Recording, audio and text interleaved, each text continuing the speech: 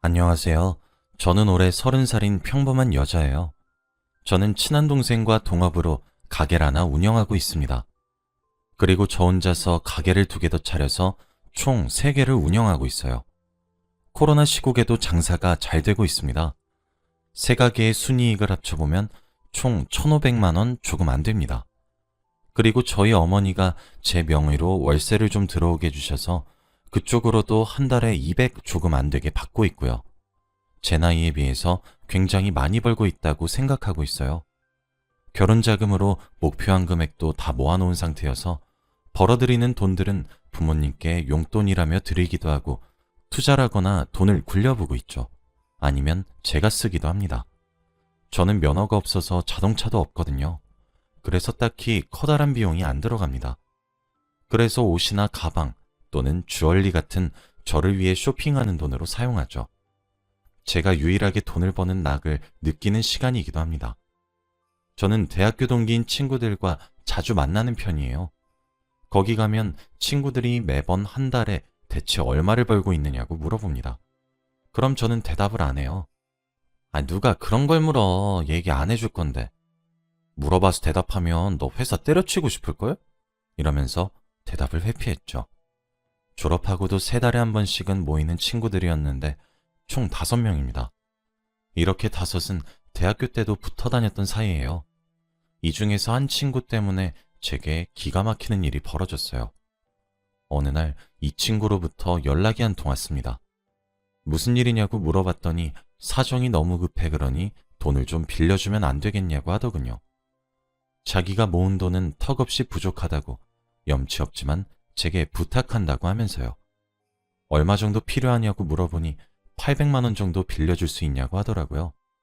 그래서 차용증을 쓰고 빌려주었어요.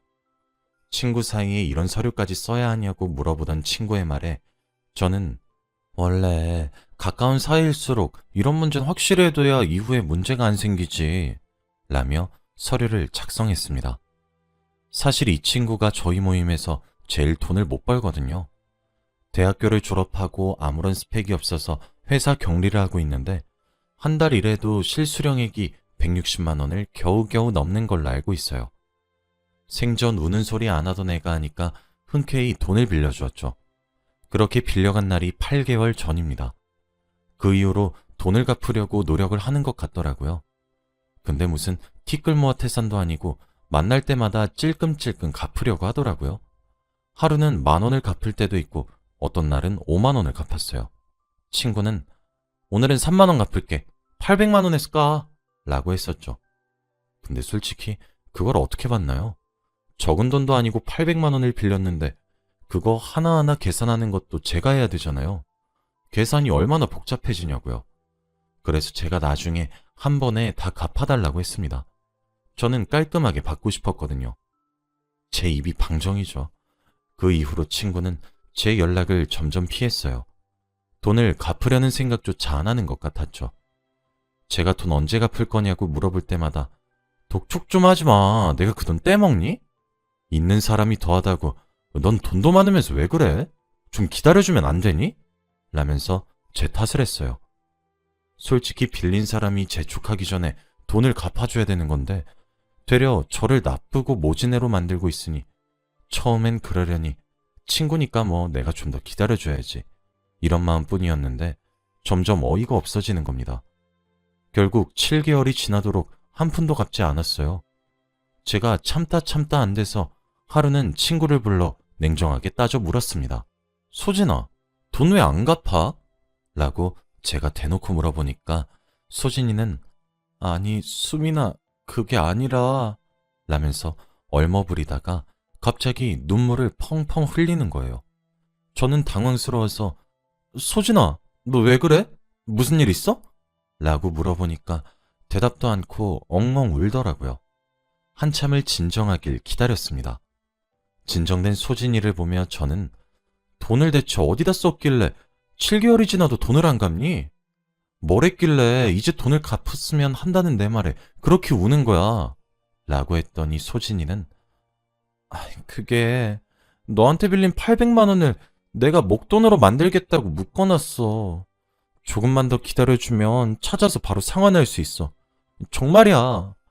근데 지금 상황이 너무 안 좋아서 라며 울먹이더라고요. 저는 소진이가 너무 걱정이 되었습니다.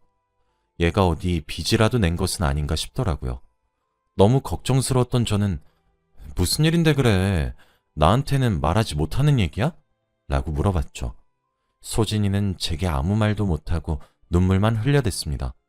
그러고는 수민아, 진짜 이런 말하면 너한테 염치 없는 사람인 거 알고 있는데 나 한 번만 더 돈 빌려줄 수 있어? 진짜 상황이 너무 안 좋고 그래서 너무 미안해. 내가 이런 부탁을 할 사람이 주위에 너밖에 없어서 라며 울면서 통 사정사정을 하는데 너무 걱정스러운 거예요. 저는 진짜 무슨 사채를 끌어다 쓴 건 아닌가 온갖 상상도 되고 그래서 차용증을 쓰고 800만 원을 또 빌려주었습니다. 눈앞에서 친한 친구가 눈물을 퐁퐁 쏟아내며 도와달라고 울면서 사정을 하는데 차마 외면이 안 되더라고요. 그렇게 총 1,600만 원을 빌려갔죠. 사실 차용증 쓴 금액이 1,600만 원인 거지 실제 빌려간 돈은 2천만 원 조금 안 됩니다. 중간중간 저보고 커피 한 잔 마시게 만나자 해서 만나면 소진이가 커피를 사고 50만 원, 100만 원씩 급한 일이 있어서 그런데 빌려주면 안 되냐면서 야금야금 빌려간 돈을 계산해 보니까 400만 원 조금 안 되더라고요. 제가 한 달을 뼈 빠지게 고생해서 번 돈들보다 많은 액수죠. 저도 그냥 호구처럼 빌려준 것이 아니라 갚으라고 독촉을 했습니다. 그럴 때마다 능구렁이처럼 그 상황을 피해갔어요. 그러다 얼마 전 참다 터졌습니다. 제가 기다리다 지쳐서 소진이에게 급하게 목돈이 들어갈 일이 생겼으니 당장 돈을 갚아달라고 했어요. 차용증도 썼지 않냐고 닥달했더니 소진이가 글쎄 수민아, 진짜 해도 너무한다.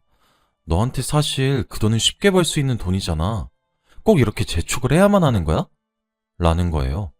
저는 야 김소진, 너 무슨 말을 그렇게 해? 너 땅을 파봐 돈 10,000원이 나오나? 야, 나도 진짜 뼈 빠지게 고생해서 버는 돈이야. 라니까 소진이는 야, 너 달에 1,000은 무슨 2천 가까이 돈 벌잖아. 내가 그거 모를 것 같아? 너 주위에 친구들도 많이 없잖아. 그냥 친한 친구한테 결혼 축하 겸 쏘는 걸로 생각하면 안 돼? 이러는 거예요. 저는 소진이 결혼 소식을 그때 처음 알았습니다. 정말로 황당하다 못해 기가 차더라고요. 저는 결혼? 너 갑자기 그게 무슨 소리야? 갑자기 결혼이 여기 왜 나와? 너 결혼해? 라고 따져 물었어요. 그랬더니 사실 나 4월에 결혼하거든. 혼수를 5천만 원 해오길 바라시는데 내가 돈을 모은 거에 조금 모자라서 그래서 너한테 빌렸던 거야. 그러니까 그냥 결혼 선물한 셈 쳐주면 안 돼? 라는 겁니다. 아니 여러분들은 친구한테 돈을 빌려서 결혼하는 게 이해가 되시나요? 거기다 한술 더 떠서는 수민이 넌 돈 많으니까 나 집들이 선물 미리 주는 셈 치고 냉장고 하나 해주면 안 돼? 혼술 해가야 하는데 냉장고는 너무 비싸서 말이야. 응? 이러는데 세상에 어쩜 그렇게 염치가 없는지 믿기지가 않더라고요. 진짜 통화로 이야기해서 망정이지 눈앞에 있었으면 얼굴을 한 대 쳤을지도 모릅니다. 약 2천만 원? 맞아요. 저는 한 달만 고생하면 금방 모을 수 있는 돈이긴 합니다. 제가 지금 그 돈 없어서 당장 죽는 것도 아니고 급한 것도 없죠. 처음 돈을 빌려줄 때도 친구가 울면서 사정하는 것을 보니 빨리 받을 수 없겠구나 싶었고 정말 딱한 사정이라면 받지 않을 생각도 했습니다. 원래 아쉬운 소리를 하던 친구가 아니었으니까요. 저도 친구로서 그간의 정을 봐서 빌려준 거였습니다. 근데 받고 안 받고는 제가 정하는 거잖아요. 딱히 딱한 사정도 아니었고 돈을 빌려간 이후로의 행동을 보아하니 저를 호구로 취급하는 것만 같아 기분이 나빴어요. 저는 얘가 사채라도 끌어쓴 것은 아닌가 하며 마음 졸이면서 돈을 빌려준 건데 저한테 어떤 말도 없이 사정이나 상황 설명도 없이 결혼 축하 선물로 그 큰 돈을 쏠랑 없는 일로 쳐라는 소리를 듣고 있으니까 진짜 가만히 못 있겠더군요. 저는 전화를 끊고 결혼을 약속한 남자친구를 만나서 이 일을 털어놓았습니다. 남자친구는 이걸 듣고 입을 떡 벌리더군요. 와, 미친 거 아니야? 진짜 실화야? 아니, 사람이 어떻게 그렇게까지 뻔뻔하게 굴어? 아니, 나이가 30살이 될 동안 4년제 대학 졸업해서 5천만 원 모으지 못한 것도 한심해 죽겠는데 이게 다 무슨 말이야? 라고 하더라고요. 남자친구도 화가 났습니다. 저도 네가 호구냐고 잔소리 한번 들었어요. 남자친구는 수민아, 소진 씨한테 연락해서 나 차 뽑는다고 말하고 소진 씨 남자친구 연락 잘 안 해봐. 라더라고요. 소진이 남자친구가 외제차 딜러로 일하거든요. 남자친구는 이거 소진 씨 남자친구에게 알리고 너도 법적인 조치까지 생각하라고 말을 했습니다. 돈 어떻게든 자기가 대신 받아내주겠다더라고요. 너무 든든했어요. 저는 그 길로 소진이에게 소진아, 남자친구가 이번 기회에 차 바꾸려고 하는데 너 남자친구가 딜러였던 게 생각나서 전화했어. 전화번호 좀 알려줘. 라고 했더니 소진이는 좋다고 바로 전화번호를 알려주더라고요. 그리고 그 번호로 문자를 한 통 남겼습니다. 소진이 소개로 연락드립니다. 라고 보냈더니 조금 뒤에 그 번호로 전화가 한 통 걸려왔어요. 소진이 남자친구입니다. 수민 씨 얘기 많이 들었어요. 수민 씨 남자친구가 차를 새로 산다고 들었는데 언제 시간 가능하신가요? 라고 하더라고요. 저는 아무래도 생각도 정리하고 할 말도 정리해서 만나야 할 것 같아서 이틀 뒤에 만나자고 했어요. 그리고 남자친구에게 이 사실을 전부 알려주었습니다. 남자친구는 이틀 뒤에 만나서 차용증이랑 주고받은 메시지들 다 보여주게 정리하자고 했죠. 그렇게 저는 이틀 동안 자료들을 정리해서 보기 편하게 만들었고 남자친구와 함께 소진이의 예비 신랑을 만나러 갔습니다. 그분은 자기 가게 매장 바로 앞에서 저를 보자마자 반기시며 안녕하세요 수미 씨, 말씀 많이 들었습니다 하시더라고요. 제 남자친구는 안녕하세요, 수민이 남자친구입니다.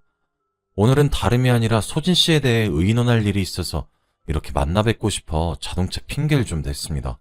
죄송합니다. 근처 조용한 곳으로 가서 얘기 좀 하실 수 있을까요? 했죠. 본인 이름을 형석이라고 소개한 그분은 네? 아, 일단 알겠습니다. 라고 한 뒤 근처에 조용한 찻집으로 저희를 데려갔어요. 저는 형석 씨, 혹시 지금 소진이와 결혼 준비가 어느 정도 진행됐는지 여쭤봐도 될까요? 라고 하니까 갑자기 그런 걸 왜 물어보시죠? 라더군요. 저는 군말 없이 차용증과 더불어 제가 소진이와 돈 문제를 얘기한 카톡들을 정리한 자료들을 내밀었습니다. 이게 뭐냐고 물어보더군요. 저는 지난 8개월 전에 소진이가 저한테 처음 800만 원을 빌려갔어요. 그리고 7개월 정도 지나 저한테 또 800만 원을 빌려갔던 사실을 증명하는 차용증이에요. 그 중간중간에도 여러 가지 핑계를 대고 급하다면서 야금야금 빌려간 돈이 400만 원이 조금 안 돼요. 합쳐서 총 2천만 원이에요. 라고 하니 그걸 왜 저한테 말하시는 거죠? 소진이와 문제인 것처럼 보이는데 그럼 소진이와 해결하셔야죠. 라고 형석 씨가 말하길래 저는 남자친구의 손을 꼭 잡고 소진이에게 급하게 목돈을 써야 할 일이 생겼으니 돈을 빨리 갚아달라고 말을 했더니 돈도 많은데 자기 결혼 축하 선물로 약 2천만 원을 준 셈 치라고 하더라고요. 형석 씨는 보통 친한 친구 결혼 축하 선물로 2천만 원 정도는 턱턱 내주나요? 아니면 축의금으로 몇 천만 원 내는 건 부담되지 않나요? 라고 하니 형석 씨가 아무런 대답을 못 하더라고요. 2천만 원을 떠나서 형석 씨 사실 1,000만 원도 축의금으로 내본 적 없으시죠? 저도 그래요. 소진이한테 저에 대해 뭐라고 들으셨는지 모르겠지만 저 돈 나이에 비해 잘 버는 편이에요. 근데 저도 돈 힘들게 벌어요. 소진이가 하도 울면서 사정사정하길래 사채라도 끌어다 쓴 건 아닌가. 친구로서 걱정되어서 큰맘 먹고 그렇게 큰 돈 빌려준 거지. 제 돈으로 형석 씨하고 소진이 결혼하라는 말이 아니었어요. 혼수를 해갈 돈이 모자라서 빌렸다 하던데 그럼 형석 씨랑 소진이 제 돈으로 결혼하는 겁니다. 라고 하니 아니 수민 씨 거짓말하지 마세요. 초면에 진짜 말을 너무 막 하시네요. 라며 길길이 날뛰는 겁니다. 그때 남자친구가 옆에서 가만히 듣고 있다가 저기요, 지금 화를 내야 될 사람은 당신이 아니라 제 여자친구예요. 지금 저도 얼마나 꾹꾹 눌러 참고 있는지 알고 계십니까? 정 믿기 힘드시면 소진 씨한테 직접 전화 걸어서 물어보세요. 라고 했습니다. 그 말을 듣고 바로 형석 씨는 소진이에게 전화를 걸었죠. 소진아, 나야. 지금 통화되지? 아니, 다름이 아니라 너 수민 씨한테 돈 빌렸던 적 있어? 라고 물어보더라고요. 스피커폰으로 하고 전화를 했는데 소진이는 아니라고 펄펄 뛰었습니다. 뭐? 오빠, 그게 무슨 소리야? 걔가 그래? 걔가 대체 뭐라고 말하던데? 진짜 어이가 없네? 라면서 오히려 저를 미친 사람으로 몰더라고요. 형석 씨는 일단 조금 이따 다시 전화 걸게 하고는 전화를 끊고 이거 보세요. 소진이가 아니라고 하지 않습니까? 라며 저를 노려보며 말을 하더라고요. 그런데 소진이는 형석 씨와 전화를 끊자마자 제게 전화를 걸었어요. 저는 그러지 말고 제게 걸려온 전화까지 듣고 말씀하세요 하고 태연히 전화를 받아 스피커폰으로 바꿨습니다. 전화를 받자마자 소진이가 소리부터 지르더라고요. 야, 너 미쳤니? 너 이러려고 오빠 전화번호 알려달라고 했어? 아니, 오빠한테 내가 돈 빌린 거 왜 말해? 미쳤냐? 누가 앞길 망치려고 너 작정했어? 그걸 거기 가서 말하면 어떡해? 라며 소리를 고래고래 지르더라고요. 그래서 저는 미쳤냐고? 너 지금 나한테 그게 할 소리니? 미친 사람은 내가 아니라 너겠지. 소진아, 나는 네가 이렇게 양심 없고 뻔뻔한 사람인 줄 이번에 처음 알았다.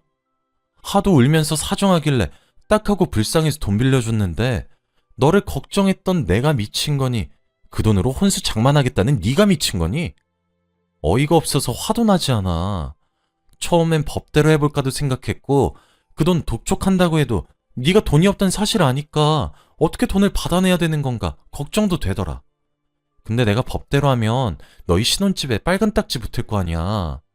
그러니 내가 너 신랑 되실 분께 미리 경고해드려야 되지 않겠어? 라고 말을 하니 어쩜 우리 사이에 그렇게 매정하냐며 우는 소리를 하더라고요. 이걸 듣고 있는 제 남자친구는 쟤 왜 저러냐? 하고 혀를 차고는 형석 씨는 전화를 바꿔 당장 이곳으로 오라고 얘기를 하더라고요.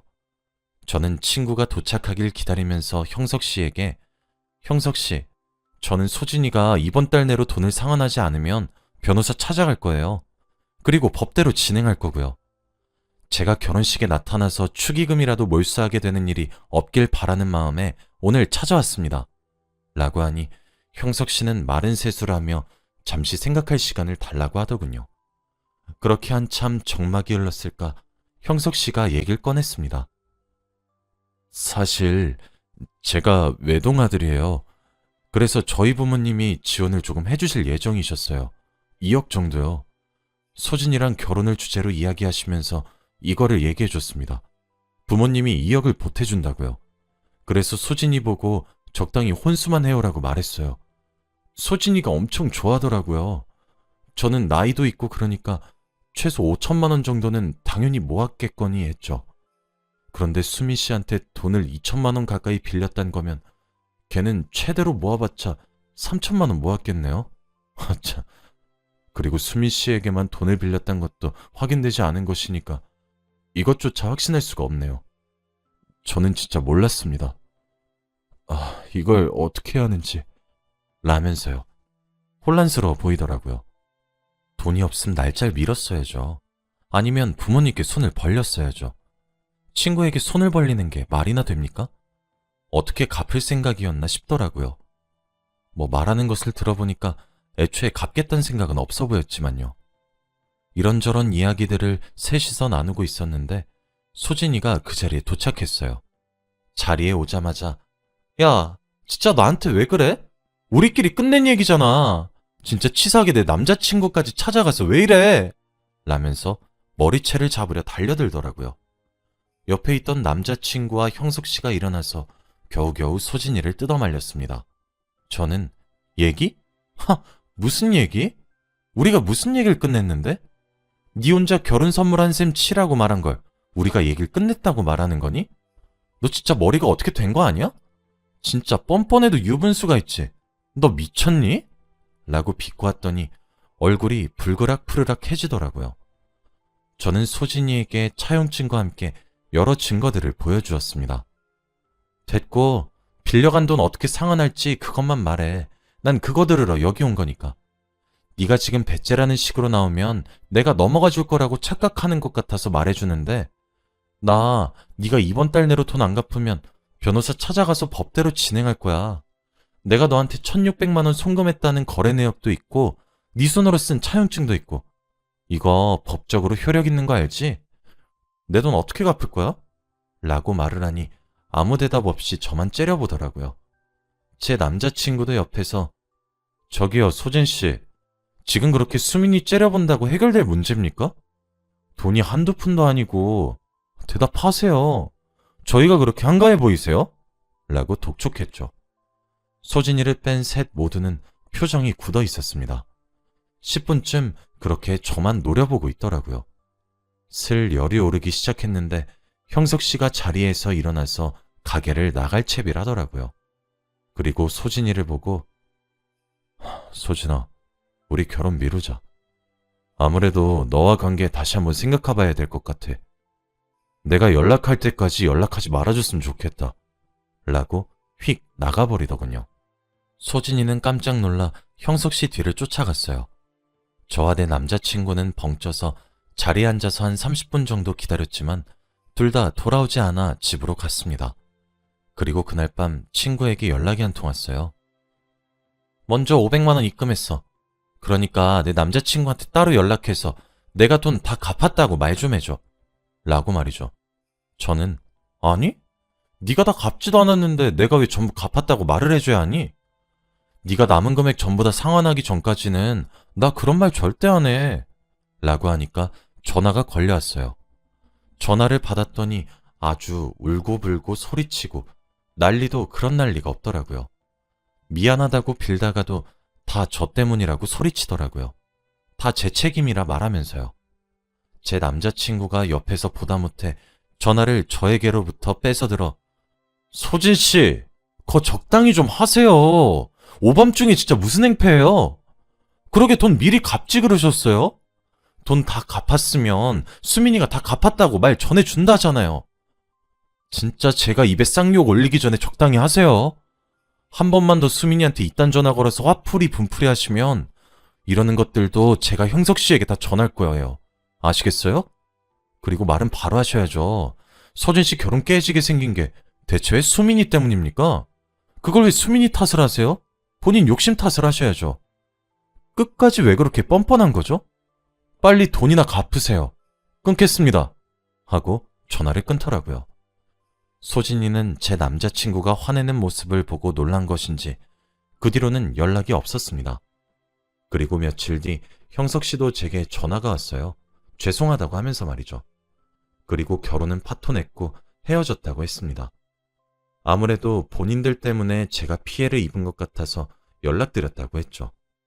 그리고 결혼을 지금 진행하지 못하는 이유를 소진이 부모님과 형석 씨 부모님께 말씀드렸는데 형석 씨 부모님께서 도저히 나이 30살에 돈을 5천도 못 모은 건 이해도 안 되고 행실도 나빠 보인다고 극구 반대하셔서 결혼은 무산되었다고 해요. 저희 모임 친구에게 살짝 이야기를 흘렸더니 여기저기에서 연락이 오고 있는 것을 보고 있으니 아무래도 소문도 날 만큼 난 것 같아요. 지금은 500만 원 이후로는 돈을 갚고 있지 않아 내일 변호사를 찾아가 보려고 합니다. 아무래도 이젠 제가 더 이상 친구를 기다려줄 우정도 인내심도 없는 것 같아요. 찝찝한 관계가 될 것 같지만 그만큼 후련해질 것 같기도 해요. 돈을 꼭 다 받게 된다면 다시 여기 글을 쓰러 오겠습니다. 제 이야기를 들어주셔서 감사합니다.